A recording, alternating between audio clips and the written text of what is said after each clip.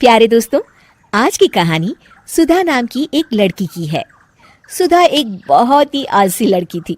घर के काम करना तो दूर, वो एक गिलास पानी के लिए भी अपनी माँ पर निर्भर थी। अरे अब उठ भी जा नालायक, 10 बजे तक सोती रहती है। अरे कुछ तो घरेलू लड़कियों वाले लक्षण दिखा। सोने दो ना माँ, क्यों परेशान कर रही हो? अरे भाग्यवान, क्यों मेरी बिटिया को तंग कर रही हो? सोने भी दो इसे। लो, बाप बेटी दोनों एक जैसे हैं। देख लेना, आपकी ये लाडली ससुराल जाके हमारी नाक कटाएगी।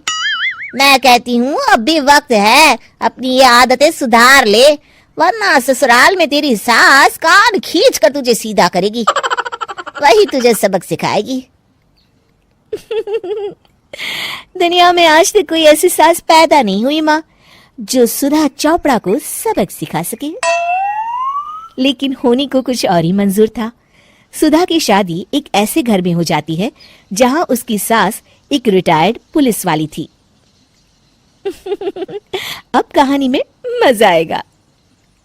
हाँ माँ, यहाँ सब बहुत अच्छा है। मेरे ससुराल के लोग भी ना बहुत मिलनसार हैं। ठीक है माँ, मुझे नींद आ रही है, फोन रखती हूँ माँ। ठीक सुबह 5 बजे। अरे जल्दी उठो भाग्यवान, वरना कयामत आ जाएगी।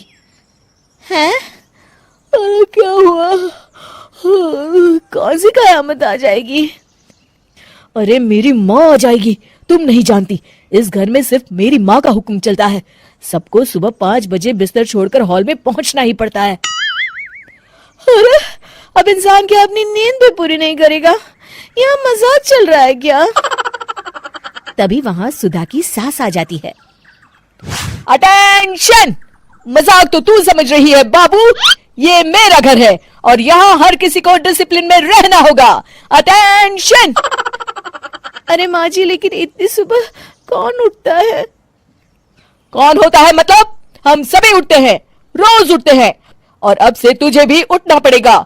आखिर मैं पुलिस वाली जो ठहरी। अटेंशन! अरे माँ जी, लेकिन अब तो आप रिटायर हो गई हो ना। तो क्या हुआ? शेर कितना भी बूढ़ा हो जाए, शिकार करना नहीं छोड़ता।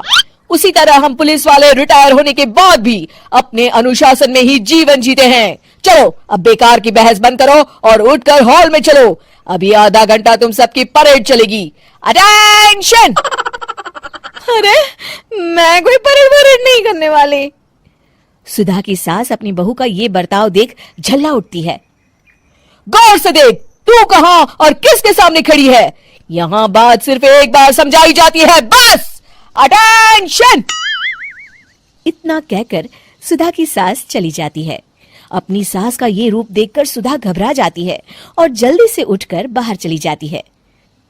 उस दिन से सुधा की जिंदगी बदल जाती है। हाय, थक गई मैं तो। ये घर है या जेल? कितना काम करना पड़ता है। लाइए दीदी, 2 रोटियां और दीजिए, मुझे बड़ी भूख लगी है। ठहर जा बहू, ये तू क्या कर रही है? मैंने सबके खाने का हिसाब तय कर रखा है।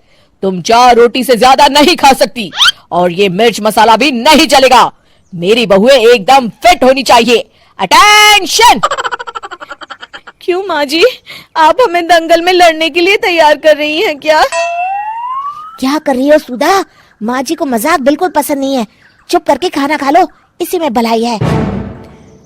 इस तरह धीरे धीरे सुधा अपने सास के रंग में पूरी तरह रंग जाती है, लेकिन इसका उल्टा ही असर पड़ता है। सुधा अपनी सास से भी ज्यादा अनुशासन की पक्की हो जाती है। सुधा की सास तो सबको 5 बजे उठाती थी, लेकिन सुधा सबको 4 बजे ही उठा देती थी। दूसरी तरफ सुधा की सास की उम्र भी हो चलती है। माँ जी, आजकल आप सुबह उठने में बहुत आनाकानी करती हैं। मुझे ये सब बिल्कुल पसंद नहीं है। अरे बहू, मैं तेरे हाथ जोड़ती हूँ, भगवान के लिए अब मुझे छोड़ दे। इतने सवेरे उठना और कसरत करना अब मेरे बस की बात नहीं है। माँ जी, आप मैदान छोड़ के भाग रही हैं। आप तो पुलिस वाली हैं। अटेंशन! अरे अब कहाँ की पुलिस वाली, अब तो मैं रिटायर हो चुकी हूँ। बस बहुत हो गया। अब तुम सब जैसे चाहे वैसे जिंदगी जियो और मुझे भी जीने दो। अपनी सास को गिड़गिड़ाते देख सुधा मन ही मन मुस्कुराती है। इस तरह उस दिन के बाद से सुधा के ससुराल वाले एक सामान्य जीवन जीने लगते हैं।